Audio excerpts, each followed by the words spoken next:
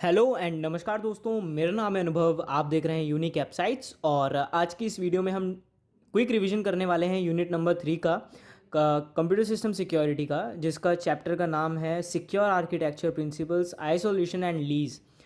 तो बिना किसी देरी के शुरू करते हैं।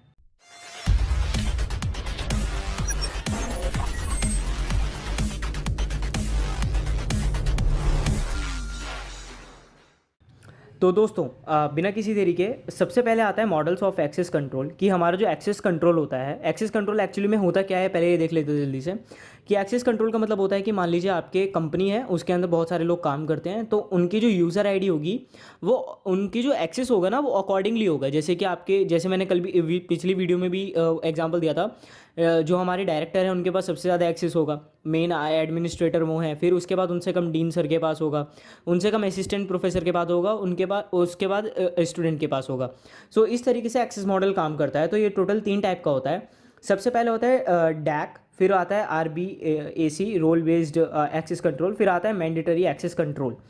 फिर आते हैं हम कंपोनेंट्स पर। तो कंपोनेंट्स ऑफ एक्सेस कंट्रोल होते हैं टोटल 6 टाइप के।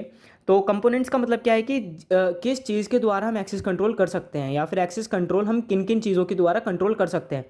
तो सबसे पहले एक्सेस कार्ड्स की, जैसे आपके होटल्स होते हैं उसके अंदर आपको रूम की मिलती है, इलेक्ट्रॉनिक की मिलती है, वैसे card readers, access control keypads, electric lock hardware, access control field panels, access control server computers. तो ये 6 थे कंपोनेंट्स एक्सेस कंट्रोल के।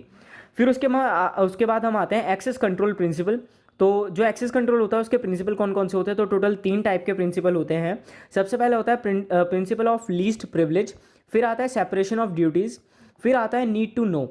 तो ये हैं हमारे 3 प्रिंसिपल एक्सेस कंट्रोल के। फिर हम आते हैं security principal for access control.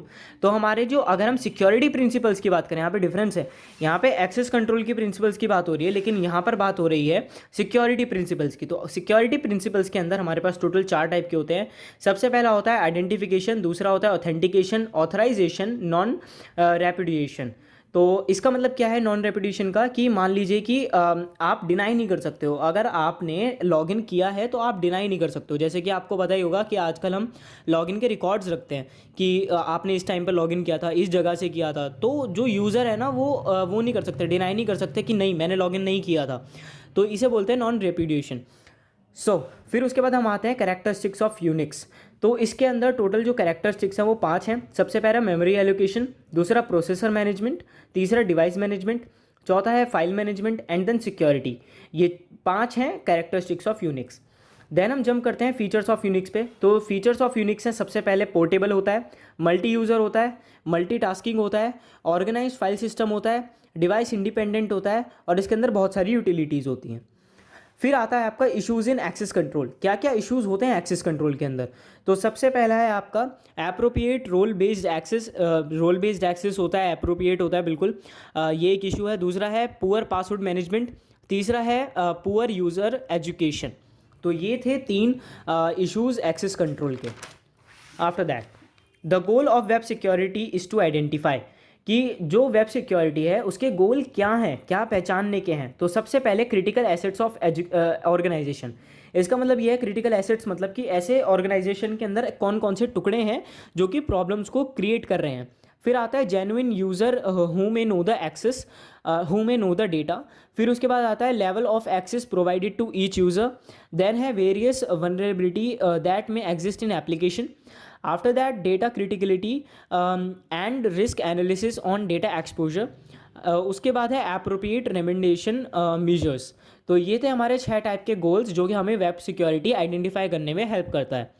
फिर उसके बाद आता है आपका थ्रेट मॉडलिंग मेथोडोलॉजीज़। तो इसके अंदर आपके आते हैं टोटल 8 टाइप होते हैं इसके। टोटल 8 टाइप की होती हैं ये मेथोडोलॉजीज़। तो इसके अंदर सबसे पहला आता है आपका स्ट्राइड। स्ट्राइड की जो फुल फॉर्म होती है वो होती है spoofing, tampering, repudiation, information disclosure, denial of service. ये जो है, ये 5 टाइप की इसके अंदर आती हैं।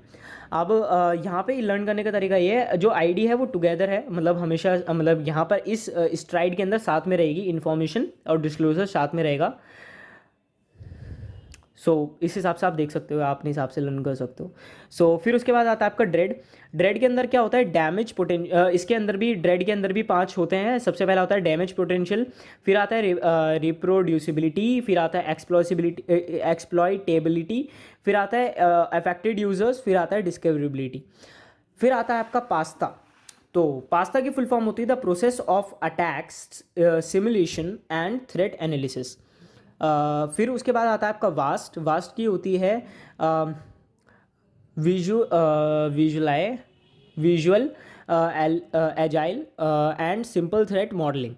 फिर आता है आपका ट्रैकी के इसके अंदर इसकी फुल फॉर्म होती है threat models as risk management tools. फिर है आपका अटैक ट्री, फिर है common vulnerability scoring system, CVSS भी बोला जाता है इसको, और फिर आता है आपका टी मैप। तो ये थे 8 टाइप के threat modelling methodologies. Then rendering engines produced by major web browsers. तो ऐसे कौन कौन से रेंडरिंग इंजन्स हैं जो कि मेजर जो ब्राउजर्स हैं हमारे उनके द्वारा यूज़ किए जाते हैं। तो टोटल 6 टाइप के हमारे रेंडरिंग इंजन्स हैं जो कि मेजर वेब ब्राउजर्स के द्वारा यूज़ किए जाते हैं। जैसे कि ब्लिंक यूज़ किया जाता है क्रोम से, वेबकिट यूज़ किया जाता है सफारी के लिए, गेको यूज़ किया जाता है फायरफॉक्स के लिए, ट्राइडेंट यूज़ किया जाता है इंटरनेट एक्सप्लोरर के लिए, फिर उसके बाद एज HTML यूज़ किया जाता है एज ब्राउज़र्स के लिए, और प्रेस्टो यूज़ किया जाता है ओपेरा के लिए। तो ये थे हमारे रेंडरिंग इंजन्स। उसके बाद हम मूव करते हैं वेब सर्वर थ्रेड्स पर।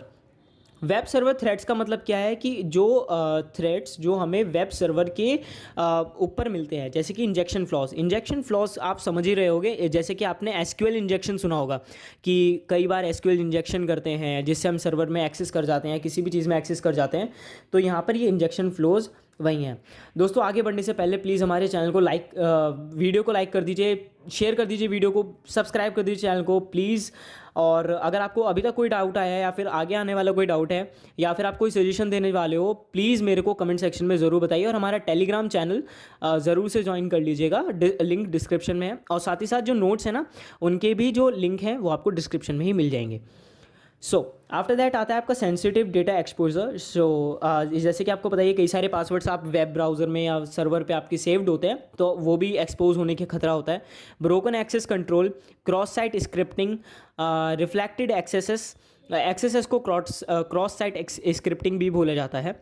फिर उसके बाद आता है आपका फिशिंग अटैक, फिर आता है man in the middle attack, MITM। तो ये थे हमारे वेब सर्वर के कुछ थ्रेड्स थे। इसके अंदर थ्रेड्स तो बहुत सारे हैं, लेकिन जो मैंने वो लिखे हैं जो आप इजीली लर्न कर सकते हो, जो आपको लर्न करने में आसानी होगी, ठीक है। फिर आते हैं हम CSRF, cross site request forgery. ये क्या होता है, इसके अंदर मेनली होता क्या है कि जो आपने कोई रिक्वेस्ट करी, किसी साइट पर जाने की रिक्वेस्ट करी, लेकिन किसी आदमी ने आपको दूसरी वेबसाइट पर वो कर दिया, शिफ्ट कर दिया। तो ये CSRF के अंदर आता है, क्रॉस साइट रिक्वेस्ट फॉर्जरी के अंदर आता है कि आप मान लीजिए किसी साइट पर विजिट कर रहे हो, लेकिन आपकी जो रिक्वेस्ट है, एक्चुअली क्या होता है जब आप किसी वेबसाइट पर विजिट करने वाले होते हो तो एक रिक्वेस्ट जाती है, और उस रिक्वेस्ट के बाद आप उस वेबसाइट पे आप एक्सेस करते हो। लेकिन होता क्या है कि अगर वो रिक्वेस्ट आपने भेजी लेकिन आपकी वाली रिसीव नहीं हुई, किसी हैकर ने जो है अपनी रिक्वेस्ट आपके पास भेज दी कि हाँ ये वाली रिक्वेस्ट एक्सेप्ट हो गई है, तो आप जो एक्चुअल वेबसाइट है उस पर ना जा करके दूसरी वेबसाइट पे चले जाएंगे। तो ये एक अटैक होता है, ये थोड़ा खतरनाक होता है, बहुत ज़्यादा खतरनाक होता है, थोड़ा नहीं बहुत ज़्यादा खतरनाक होता है। फिर आता है आपका प्रिवेंशन। आप प्रिवेंशन कैसे कर सकते हो, तो 2 हैं। सबसे पहले on user side, on server side. User side जैसे कि आप वेबसाइट के जो URL है उसको चेक करते रहें कि URL बिल्कुल ओरिजिनल है या नहीं है। फिर उसके बाद आता है on server side. Server side जो भी आपका सर्वर है, मतलब कि एक तरीके से जो आपका सर्विस प्रोवाइडर है ये उसकी तरफ से है। फिर आता है आपका प्रोटेक्शन। तो आप CSRF से कैसे आप प्रोटेक्शन ले सकते हो, सबसे पहले आपको CSRF टोकन्स को यूज़ करना चाहिए। दूसरा HTTP PUT मेथड्स को यूज़ करना चाहिए। तीसरा है HTTP बेयरर ऑथेंटिकेशन को यूज़ करना चाहिए। तो ये 3 टाइप के प्रोटेक्शन थे फ्रॉम CSRF अटैक। फिर आता है prevention from axes. Cross site scripting से आप किस तरीके से अपने आप को प्रिवेंट कर सकते हो। तो सबसे पहला आता है एस्केपिंग, दूसरा आता है वैलिडेटिंग इनपुट, फिर आता है सैनिटाइजेशन। तो ये थे हमारे 3 टाइप के प्रिवेंशंस जो कि आप एक्सेसेस के अंदर यूज़ कर सकते हो। फिर आता है आपका एक्सेस वनरेबिलिटीज़। तो सबसे पहला होता है stored vulnerabilities, stored XSS vulnerabilities, reflected XSS vulnerabilities, और लास्ट है server side versus DOM based vulnerabilities. तो दोस्तों ये था हमारा यूनिट नंबर 3 का क्विक रिवीजन।